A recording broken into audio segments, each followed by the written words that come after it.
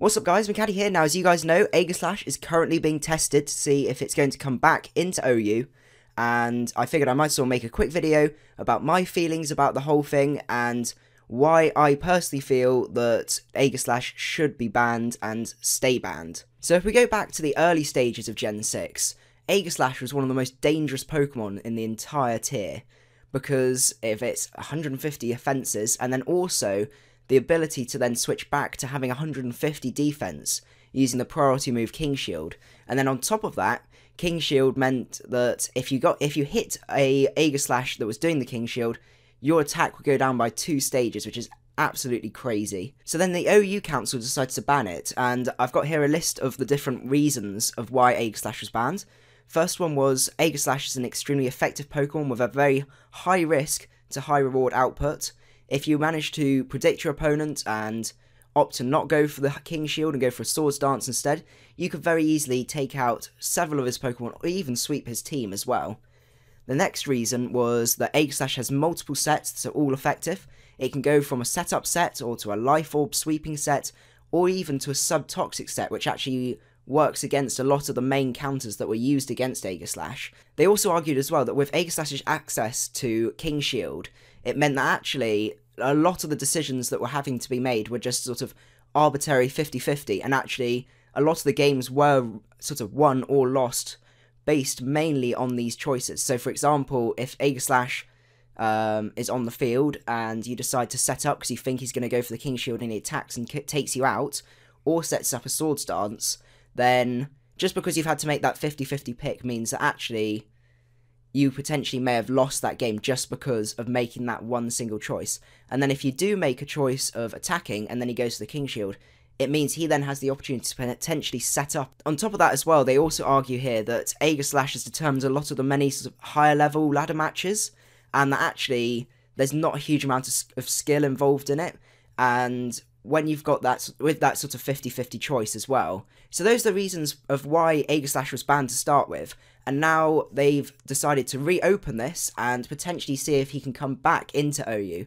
Their main reasoning for this is that Pokemon such as Mega-Metagross, Mega-Diancie, Mega-Gardevoir, and some other Pokemon like that are all sort of starting to over-centralise the metagame and are becoming extremely powerful and are all sort of very, very potent threats. And actually by introducing Aegislash, they can counter or at least deal with a lot of those potentially sort of those incredibly powerful sweepers, and also solve the problem as well that the tier is too heavily influenced by the matchup of the two teams, and the introduction of Aegislash would actually balance that out. So without further ado, what we're going to do now is actually have a look at some of the counters for Aegislash and just see sort of how many there are, how viable they are, and whether reintroduction of Aegislash is actually going to end up with over-centralisation and actually forcing people to run at least 1 or 2 of these counters. So first of all, we're going to have a look at which I feel is my #1 counter to Aegislash, which is Mandibuzz. So with its typing and also its extreme bulk, it can actually handle Aegislash reasonably well.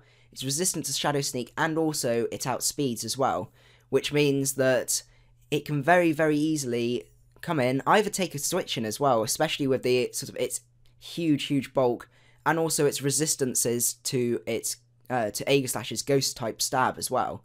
It means that actually it can come in and either damage Aegislash really badly, either with a knockoff or even a foul play. Personally, I would rather run foul play on it, because foul play will actually OHKO the offensive version. I don't think it OHKOs the defensive version, but still, it's sort of one of the best ways to actually sort of take a hit and then be able to attack back with the foul play. The next set of potential counters that I feel work well are prankster counters. Now the #1 prankster counter in my opinion is Sableye, because it's got access to prankster Will-O-Wisp, which definitely cripples the physical sets, and also as well as that it also has access to foul play, so it's able to, like Mandibuzz, KO the attack form and severely damage the defense form.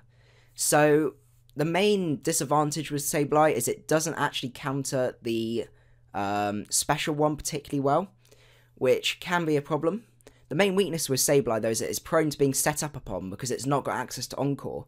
So other Pokemon such as Klefki or Whimsicott as well, both will be actually really quite good for switching into Aegislash if you're predicting a Swords Dance or a King Shield, and then you can encore them from there.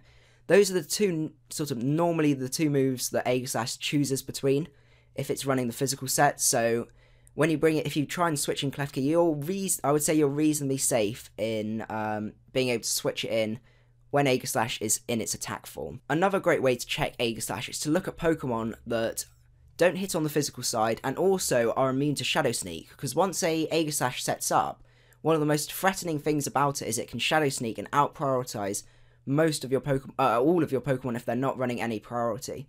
So I've been having a think about this, and the number one Pokemon that comes to mind, in my opinion, is Meloetta. Now, I know it's an RU, but its normal typing and also its access to Shadow Ball means it's actually obviously immune to Shadow Sneak, and then can actually KO the attack form back with a Shadow Ball. Now, the main disadvantage with Meloetta is that, obviously, it's down in RU, and can cause some sort of over-centralization, where if you're forced to run a Meloetta all the way down from RU just to counter one Pokemon, is that Pokemon then overpowered? That's something else that you've got to sort of think about. The other Pokemon that people have been saying a lot about is Mega-Lopunny as a counter. Now, I really don't think Mega-Lopunny is a counter or even a check to Aegislash. I'm probably going to get a lot of hate in the comments, but in my opinion, everyone's going, oh, high jump kick, you can take it out and sort of deal with it that way because it's super effective. The problem is that it has access to King Shield. Now, if you get your predictions wrong and you high jump kick on a King Shield, you get your, -2 attack drop, and on top of that, you lose 50% of your health because you keep going and crashing. So, while people are saying, yes, Mega-Lopunny is a counter sort of thing, if you, as I said, it relies too heavily on you being able to predict, which is already the first problem when it comes to Aegislash. So, in my opinion, Mega-Lopunny is in no way or form a check, or it's no way a counter, but it might be a check, but I still disagree and say that, in my opinion, it isn't even a check. So, the only other real way to mainly counter Aegislash is to look at Pokemon that are bulky enough to take Shadow Sneaks, and also can attack it in a way that's super effective, and also won't get affected by King Shield. Now, the move Earthquake sprung to mind when I was thinking about this.